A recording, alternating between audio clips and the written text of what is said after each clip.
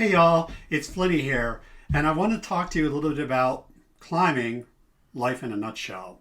So I wanted to start off with probably just reading a little section from the book. So shall we? Allow me. So this is a section, it's very short, bear with me, and it's a section that I wrote about an interaction with my good friends Bob and Marla, and it just sums it all up. So let's just read it because that's the best way to get this going, okay?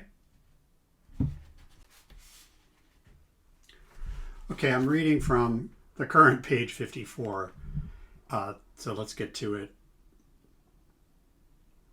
Back at camp, we scrounge for wood to make a small campfire. Finally, I get the flame to catch and sit back on a small boulder. Satisfied. Marla comes over and hugs me. Dave, any thoughts about the climb? It was spectacular. So wonderful to have a long, sustained climb. Marla laughs. That's a bit vague. I mean, how do you feel about it? Oh, right. I was comfortable, not scared. Perhaps too overwhelmed not to screw up. The art of balance intrigued me, the ability to trust my body to do the right thing. How about you? Marla pokes the fire.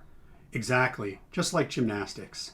It's all about the right kind of movement, a dance. I love the whole process, planning, driving here, then doing the climb.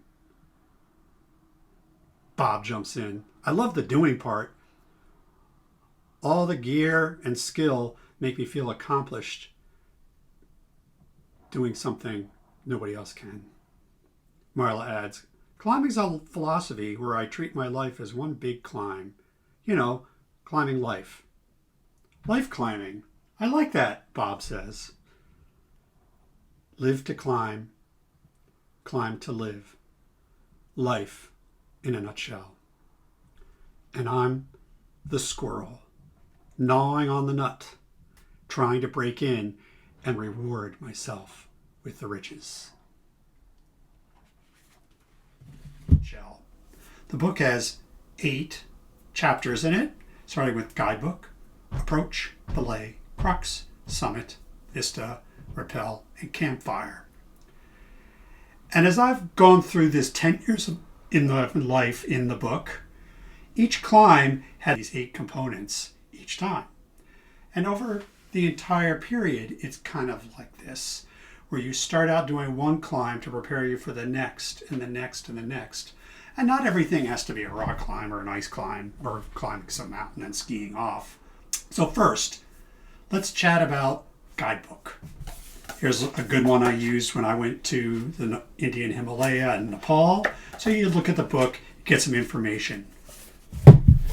John Muir Trail, again, big picture climbs, and then more tactically, climbing guides specifically on a climb that you're wanting to do. Or any information you do is research, thinking about your plan of what you're going to do.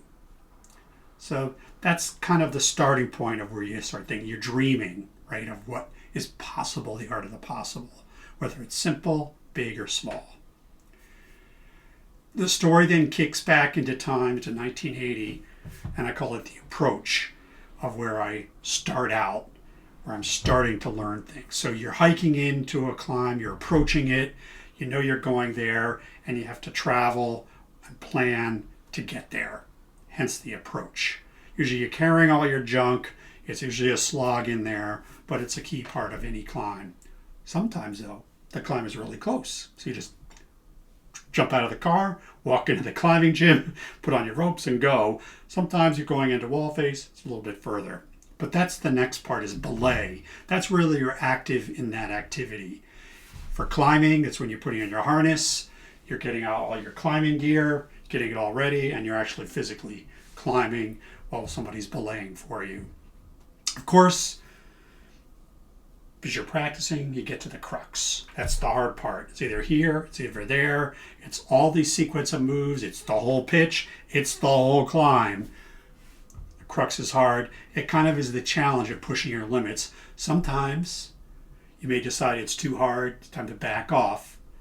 Or if you're up on Mount Kenya and the storms are coming in, you decide to bail just in case you don't get hit by lightning or other crazy things. So the crux is not always part of the climb. It's part of the experience.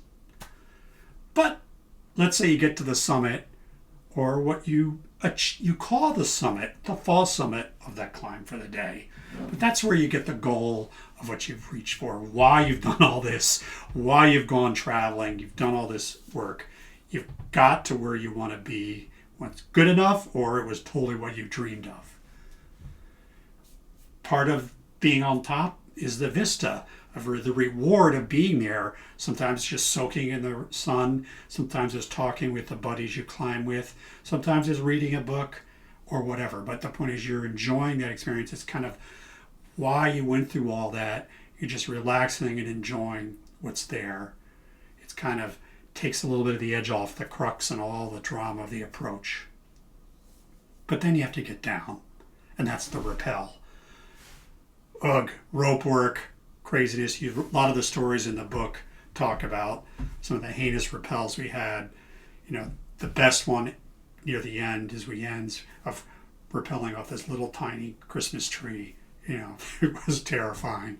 And then finally, though, all of this drama, we get down, we're safe, we dump our backpack, we're with our friends and family around the campfire where we enjoy and regale around what we all did, what we could have done better, or where are we going next.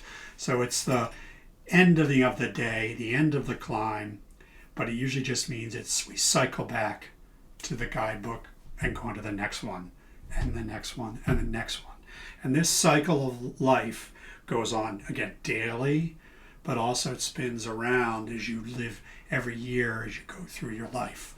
And so that becomes a metaphor of how you approach things. And that's where I challenge you to think about, how do you plan your day? How do you get there? How do you make yourself ready? How do you get ready, do the activity, again, whether it's a climb, a bike ride, a ski, whatever you choose to do in your adventurous life. So all these go together, and that's a little bit the sub-story of what's going on in the book. So thanks so much. Have a great day, and we'll see you out on the climb.